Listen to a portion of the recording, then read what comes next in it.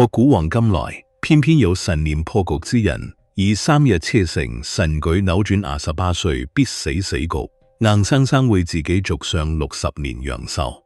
今日呢公發生喺清代清河鎮嘅真人奇談，變到盡命由己，造福自己求嘅世間治理真相，擺單半世嘅相士周元基一相為，眼能斷生死磨前因後果，多少富商鄉枕尋他卜運。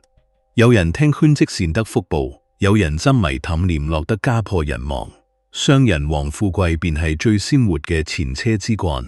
清河鎮依運河而建，每逢集市便係十里喧鬧。運河上面貨船來往穿梭，船帆如雲，岸邊嘅碼頭搬運工扛住貨物，呼喝幽確汗水滴落青石板，沿街推鋪拿次預備，糧油布匹果蔬雜貨人聲鼎沸。討價還價嘅叫賣聲此起彼伏，賣糖葫蘆嘅賣胭脂水粉嘅賣草藥嘅各佔一席，空氣入面混雜住河水泥土嘅腥味同剛出爐燒餅嘅香氣。集市東隅一處角落，常年擺住一方簡陋掛梯，一張開裂舊木台，鋪住褪色暗紅粗布，布面已經洗到發白，幾處破洞用針線密密縫，補過台面平放一面青銅古鏡，鏡面磨得光滑泛光，據講係唐朝傳落嚟嘅老物。六枚乾隆通寶用紅雲串起，銅錢邊緣磨到圓滑發亮，還有一冊泛黃卷邊嘅周儀，枝葉磨損，字跡大半模糊，書脊用麻線重新帶過，一睇就知係傳世老物。手梯之人銘幸周元基年過半百，一身灰布長衫打滿補丁，袖口同手肘位置嘅補丁搭補丁，會發花白，臉上溝壑縱橫，每一條皺紋都好似刻住歲月嘅風霜，唯獨一雙眼眸獨利如寒星。靜坐攤後時常垂眸捻一串菩提佛珠，不言不語，自帶幾分睇透紅塵嘅沉靜。佢喺度擺攤20餘載，鎮上老人無不敬重，年輕後生只當係尋常算命先生，唯有親歷者至曉周元基斷命從無半分差錯。20年前，鎮上有個野能商人王富貴走南北漕運，家底豐厚，自恃精明，打心底鄙夷卜卦相術，認定全係呃百姓嘅江湖把戲。一日趕集，佢特意度到卦胎，故意刁難周元基。旁人都話你算得準，今日替我卜一卜，往後能否大發橫財？周元基抬眼細細打量佢面上，指尖捻起3枚銅錢遞過號，要佢搖卦。起局片刻，卦象落地，周元基緩緩開口。不出3月，你將得一筆3000両巨財。只係得財之後，萬萬不可貪心，務必拿出半數接濟窮苦百姓。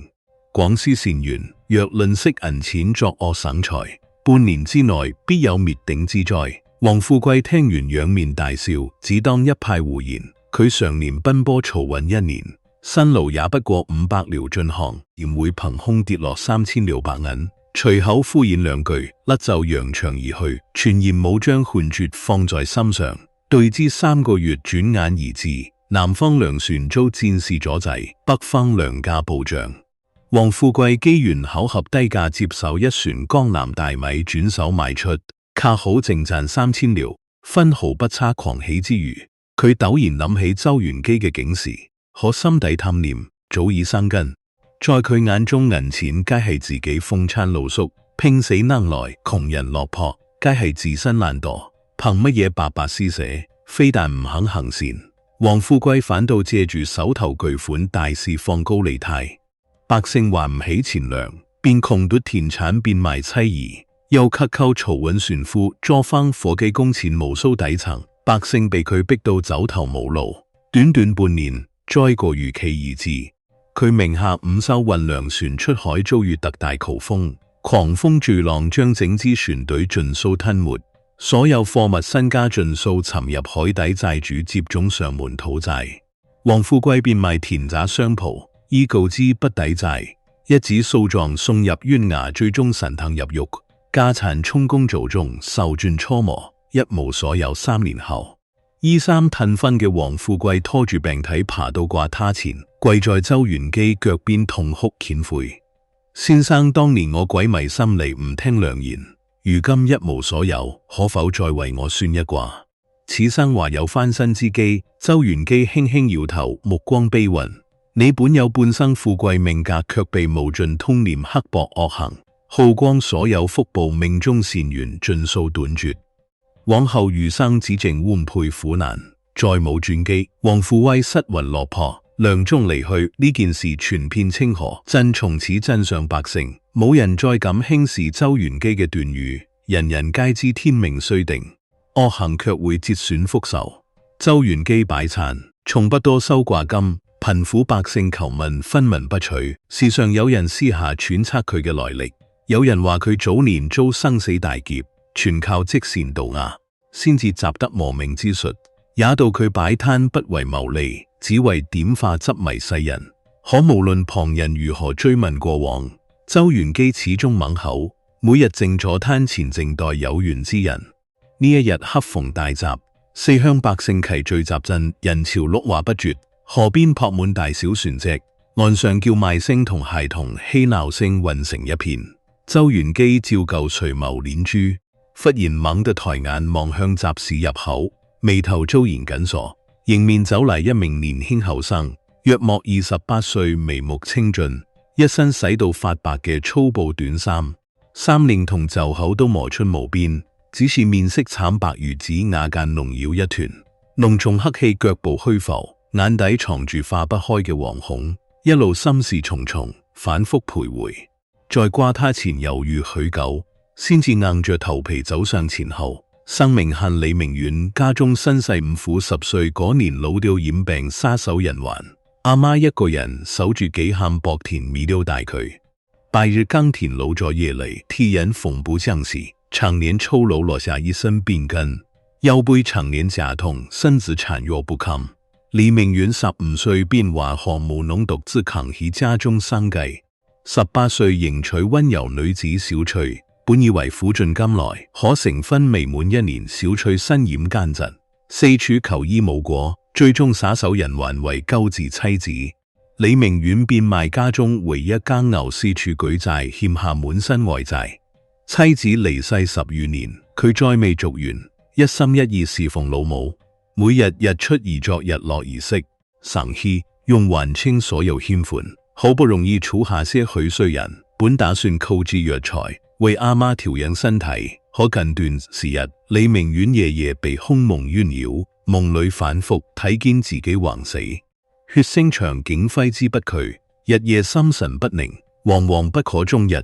聽聞周玄機斷命靈驗，佢狠下心，攞出原本夠阿媽抓藥嘅5兩銀銀，攥在手心，鼓足勇氣開口。先生晚輩想求問壽數，心中實在惶恐。周玄機抬眸凝視佢，許久淡淡暗道：報問壽數掛金5兩，尋常姻緣事宜只需半兩，你可想清楚？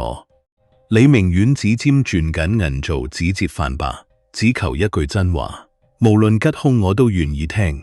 講完將5兩白銀輕輕放喺木台上面，周玄機收好銀兩，鋪開麻紙，叫李明遠報出生辰八字，嘉慶15年3月15時，提筆細細書寫，又將銅錢交到佢手中，叫佢閉目搖掛3次，3回卦象落地。周玄機反覆對照卦理，又抬眼端詳李明遠堂耳廓唇骨下膈，神色愈發凝重，長長一聲嘅息。李明遠心跳如擂鼓，喉頭收緊，手心浸透冷汗，聲音發冷：先生，卦象如何？我仲有幾多時日？周玄機沉默半晌，字字清晰，不取半分委婉，實話相告：你陽壽已盡，3日後子時，即係後日夜間11時至凌晨1時之間，便是你嘅死期。一句話如同驚雷劈在李明遠頭頂，佢雙腿一軟，險些跪倒在地，嘴唇不停放頭。先生此話當真？我平日極少病痛，身子一向硬朗，點會短短3日之內便喪命？係重病重生，抑或遭遇意外？周玄機搖頭，生死緣由天命自有安排，或災厄或橫告，無從預判，結局只有一死。我擺攤20餘年，卦象面相從冇差錯，你嘅印堂黑氣最定，死氣元朝周身乃是鐵板玉華嘅必死之傷。李明遠瞬間淚濕眼眶，滿心絕望。我家中老母年過半百，一身病痛冇人照料。我喪未盡孝，世間諸多心願未了，點能就此離世？先生，求你指點化解之法，無論何等苦楚，我都甘願承受。周元基眼中掠過一絲怒忍，緩緩道出唯一一線生機。法子並非無，只係難如登天3日之內。誠心實意完成100件善事，功德積累足夠，或能打動上天為你添續。修緣切記，行善不可抱有保命私心。若係只為活命刻意為之，半點功德都唔會記喺你嘅命簿之上。唯有發自本心還運旁人，幫扶苦難，先至算有效善舉。佢細細拆解善舉界定，一命為頭等大善，接濟孤寡窮人，施捨補民，幫扶老弱，修葺補路，救助孩童牲畜，替人化解糾煩無常，幫人勞助，皆算作一共善事。尋常凡人一年操勞，也未必能還齊100件善舉3日時限，幾乎係絕境之中嘅一絲微光。李明遠牢牢記低叮嚀，再三躬身道謝，轉身恍恍惚惚離開集市，一路邊走邊喃喃自語：我能不能熬過呢3日？能不能多陪阿媽幾年？路人見佢失魂落魄，憤憤側目。周元基望住佢落寞背影，低聲輕揼：行善從來唔係為續命，係洗淨心中執念。若只求生，終究難成。講完，重新垂眸，捻動手中佛珠。歸家途中，李明遠腦中翻湧半生苦楚。一想到阿媽冇人養老，心如刀割。佢暗自下定決心，哪怕只有1/1000生機，都要拼盡全力完成100件善事，絕不輕言放棄。返到屋企，阿媽見佢神色憔悴，關切詢問講習有冇買到藥材。李明遠唔忍告知3日必死嘅噩耗，怕老化口有憂思成疾，借風稱要外出幾日奔走借錢，為家中生計籌謀。簡單交代幾句便匆匆出門，分秒不敢擔冷，直奔鎮上貧苦街巷尋揾需要幫扶嘅人。春日晚風依舊寒涼，街邊一名衣衫陳華嘅孤寡老翁蜷縮長角，橫身瑟瑟發抖，嘴唇凍到發紫，顯然已經餓咗好耐。李明遠二話不說，脫下身上唯一一件外衫披喺老翁肩頭。老翁還動雙眼落下熱淚，連連道謝，聲音沙聲。呢係第一件善舉，可李明遠不敢刻意計數。老老生記周元基所言，不可存功利之心。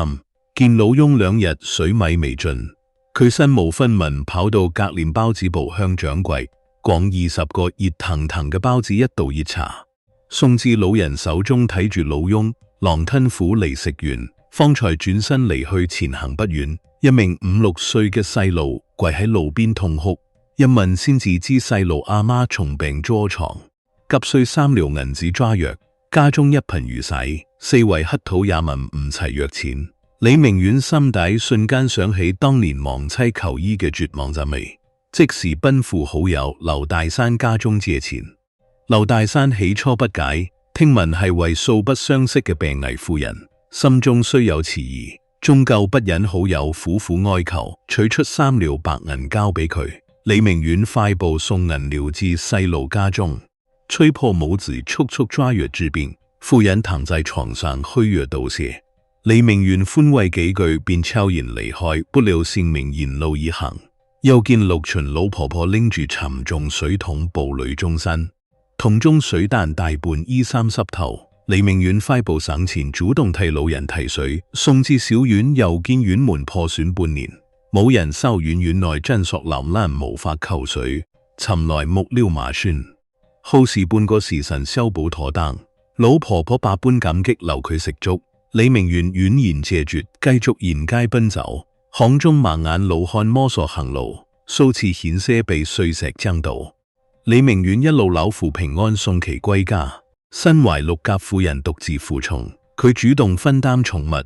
路邊有貓被困泥坑，佢撈起送至安全處尋乾糧投餵。細路瘋公掛高樹，無法取下佢爬樹取回。殘疾男子冇拐杖，寸步難行。佢尋草木布條，親手打磨一副拐杖贈予對方。除此之外，李明遠疏通於失水溝加固圍木橋，為迷路細路尋親，替獨居老人縫補衣物，接濟流浪貓狗，幫小販收拾被狂風吹翻嘅退檔。從正午忙至暮色沉沉，手腳磨出水泡，群身疲亂，心中卻生出從未有過嘅安寧。夜深清點，約莫25件善舉，距離100件仍有75件缺口。正當佢滿心焦着，遠處驟然傳嚟震天呼救。西邊民居火光衝天，大火吞噬整間屋舍，濃煙滾滾。趙家老兩口與一名7歲幼女被困屋內，圍觀百姓話怕烈火，冇人敢上前營救。李明遠嚟唔切，多想尋濕布掩住，好避不顧。旁人喚咗3次衝入火海救人，第一次背出昏厥老太，第二次救出燒傷老翁，第3次房梁龍然坍塌，着火木柄直直砸向佢後背。佢拼盡全力將細路女推出門內，自己被重物砸到，大面積燒傷，皮肉潰爛，失血昏迷。街坊將佢抬回家中，阿媽見個仔滿身傷痕，喊到肝腸寸斷。大夫診脈後連連搖頭，傷勢過重，能否熬過今夜全憑自身造化。趙家一家3口跪喺床邊，對住昏迷嘅李明遠不停叩頭，感念救命之恩。第二日，李明勉強堆成，後背劇痛難忍，渾身高熱不退，可心中記掛善舉尚未完成，佢無法外出奔走，便農婦阿媽將家中僅存醫療文銀送往孤兒院舊衣物農具，悉數贈予貧苦鄰里，又託鄉鄰幫忙修院鄉間小路，照料孤寡老人。所有謀劃託付皆出自本心，唔算計功德數量。真上百姓聽聞佢火海救人嘅壯舉，紛紛登門送藥材銀料糧食。李明遠將眾人歸贈全數轉贈，無依孤苦之人絕不私藏。豎床半日，經由各類託付布施，又添13件善舉，2日累計38件，還差62件方能滿齊。100件大夫復診時倍感快意，本應化橫惡化嘅傷口竟緩緩收省，似有無形力量護持其身。李明遠深知係善德加持，不敢有半分懈怠，強忍撕裂傷痛，傍晚撐住拐杖獨自上街，幫扶推車小販，為獨居老者購置熱茶，修補細路破損玩具，直至夜幕降臨才歸家歇息。第3日便是死期，子時一過，便命歸陰天光。啱啱朗華光，李明遠窮忍周身傷痛，悄悄出門，唔遠驚擾阿媽水井旁老者取水掛難，佢一一上前搭手，赴孤兒院陪孤兒講故事，清掃院落，修院燈具，烹煮早飯。轉至養老院，為一眾孤寡老人打水洗衣，整理屋舍，鎮外木渠，扶偶鬆動。過往行人極易失足，李明遠陳工具獨自修補2個時，腎後背傷口反覆撕裂，注出血水也全然不顧。沿途救助被困飛竇，接濟乞討老人，幫扶耕種農戶。從清晨忙至落日西沉，一空江善事不曾停歇。黃昏時分，佢尋一處空地靜坐清點。2日38件，今日65件，合計103件善舉，終於超額完成周元基所言100件功德，巨大喜悅湧上心頭。連日透支嘅身體瞬間垮塌，眼前天旋地轉，重重摔倒在地，意識漸漸模糊，陷入一片白茫茫虛無之中。意識清醒之時，李明遠發覺身處陰陽交界之地，一名持煲拜袍老者立於身前，手中捧住浩重生死簿，帶佢奔赴森羅大殿。殿內莊嚴肅穆，燕王端坐高台，牛高頭馬面，分列2側沙旗逼人。眾王翻閱寶冊，緩緩道出李明遠生平。28歲楊壽本已自子，早年孝母待人寬厚，本有微薄善緣，卻不足以抵消死劫。可3日之內103件善舉，大半發自車成。後期行善早已報開保命雜念，只為睇出世間苦難，功德浩重，足以逆天改命。燕王接連3問，句句叩擊本心。起初行善只為活命，可是真心？李明遠坦然如實作答，初期確係談戀塵世牽掛老母可幫扶百姓之時，見苦難之人展露笑顏，內心安寧充實。後來行善再無求生算計，見人受難便無法袖手旁觀。若早知百件善事依舊不能續命，你還會幫扶旁人嗎？李明遠不假思索應聲會。行善本身便係心安，即使無法延壽能替旁人分擔苦楚，此生亦無遺憾火海救人之事可曾毫怕生死。佢坦言心中恐來，確三條鮮活性命近在眼前，若是退縮餘生永受良心煎熬三。問答筆，龍王面露溫色取舉沙筆，將生死補償壽終28一筆劃去，改寫為88歲，準予添續60年陽壽。同時丁龍延壽並非獨享清福，餘下半生須堅守善念，度更多苦難之人。白袍老者送李明遠還陽，一陣怨雲過後，佢緩緩開雙眼。家中老母趙家眾人一眾鄉鄰圍在床邊，見佢雖醒喜極而泣，大夫再度診傷年年清奇，重傷以超乎常理嘅速度而合。不過半月便能正常行走。傷勢傳熱後，李明遠第一時間奔赴掛太拜謝周元基。周先生見佢安然無恙，眼中滿是欣慰，道出天道之理，命有定數亦有變數，作惡折夫即善改命。王富貴貪生橫財耗盡福報，李明遠以戚誠善念打破死局。從來唔係卦術能改人命，而係人心自改命運。自此李明遠鐵底喺邊，往日行善多係偶遇幫扶，此後主動尋訪貧苦之人。佢分出半數田產接濟鄉民，每月定時送米送菜至孤兒院養老院，出資為寒門孩童交付束繡，為重病百姓籌措藥資，幫扶失業百姓尋謀生路，卻從不貪圖百姓回報。有人贈予金銀野，佢盡數轉贈更困頓之人，只取溫飽度日。38歲那年，李明遠結識孤兒蘇園女子溫柔人善，常年在孤兒院照料孩童。二人同心向善，結為夫妻。婚後夫妻2人老守布施修建明善堂，專門收留孤寡老人無依孤兒，受災百姓免費施藥施粥，提供地身之所，清河津百姓受其感化。行善之風盛行，互相捐錢領匠人，冇從修造路求，孩童幫扶老人。每逢齋年，全鎮同心接濟受難鄉鄰，再無各自為師冷眼旁觀之境。李明遠之子李成先，自幼跟隨父母行善，耳濡目染，長大之後接手明善堂，延續濟世善舉。周元基晚年病重，臨終前贈予李明一剎歡善古籍，能託佢將行善之道代代相傳。老先生離世，全鎮百姓自發送行。李明口莊恩人年年祭掃。李明遠6旬之時，老母壽終正題，一生母子相依，孝心傳遍四鄉。65歲明善堂聲名遠播，周邊村鎮百姓皆慕名求助。80歲滿頭白髮，依舊每日前往善堂陪伴孤兒歡慰老人。88歲秋日，李明遠自知大限將至，召集妻兒善堂眾人平靜訴說。28歲嗰場生死劫難，丁龍後輩堅守善心，不必為自己哀傷，言不安床閉目，冇病冇痛，壽終正寢。全鎮百姓自發傳言送葬隊伍茫然掃離，受過佢恩惠嘅孤兒老者、農戶醫者盡數跪地痛哭。送葬途經昔日周元基掛他舊址，眾人仿佛睇見兩道淺淡虛影相視一笑，轉瞬消散於清風之中。李明遠離世之後，其子李成先堅守遺訓，不斷擴建明善堂，定下規矩。每年李明遠忌日定為行善日，全鎮百姓不分貧富，皆要做一公善事。細路幫長輩勞助匠人免費修璇屋舍，二者2000施藥生齊，捐米捐糧，行善之風世代延續。